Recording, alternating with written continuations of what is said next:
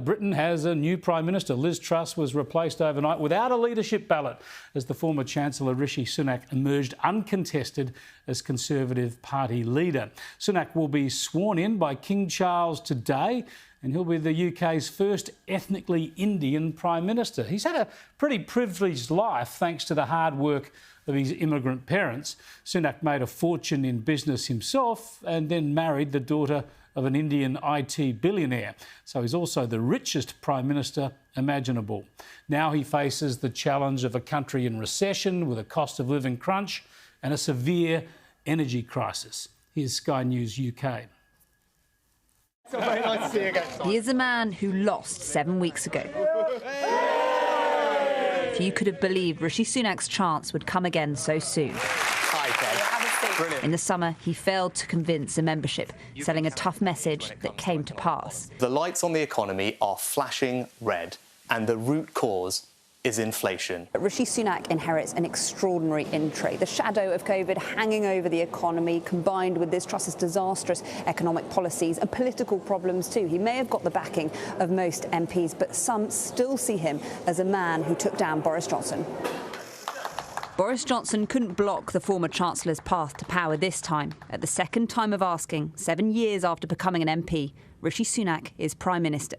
He'll be a different leader from his two predecessors, but that doesn't mean he can heal the party or the country.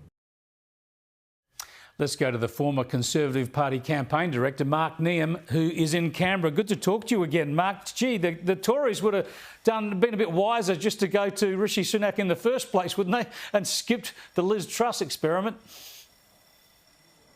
Well, it's certainly been an interesting few weeks, Chris, since that long campaign that ended in the summer with Liz being elected as Prime Minister. But I think the Conservative Party this week has come to the realisation that things have to change, and they have settled on what is a very safe pair of hands with a great amount of experience, first as Chief Secretary to the Treasury and then latterly as Chancellor of the Exchequer. And I think you're going to see a very different government to what you've seen over the past couple of months.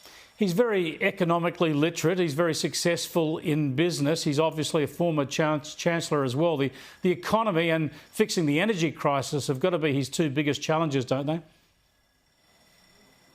It's certainly, I mean, the UK, like many countries around the world, is facing some very difficult challenges in the months and years ahead, whether it be the budget black hole, whether it be the deficit, currently 85% of debt, 85% of GDP, the cost of living crisis, and they're heading into winter, so people are struggling to warm their homes.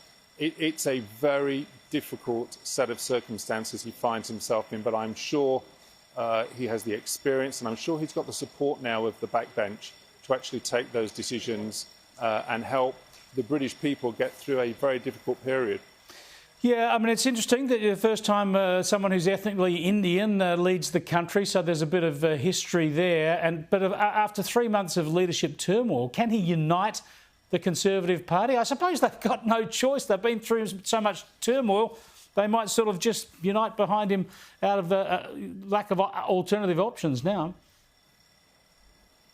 I think they will. I think they will. What I've seen over the past few days is people who would never normally have supported Rishi Sunak in a leadership election actually go from Boris and go from Penny Mordaunt to supporting Rishi to have that unity within the party, to have that unity within the government, and to give that stability that the United Kingdom needs. I mean, they have to do it.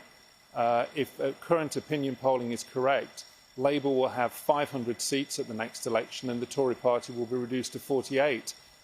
They have to do it if they want to keep their jobs and get through this difficult period. Thanks for joining us, Mark. Thanks, Chris. Mark Neeham there, who's run the Liberal Party in New South Wales and also been a Conservative Party official and campaigner in the UK. Rishi Sunak, we'll see how he goes. He's a strong Brexiteer, which is one tick in his favour. And he apparently has been advised by our former Foreign Minister, Alexander Downer. We'll ask Alexander about that the next time we speak to him on air.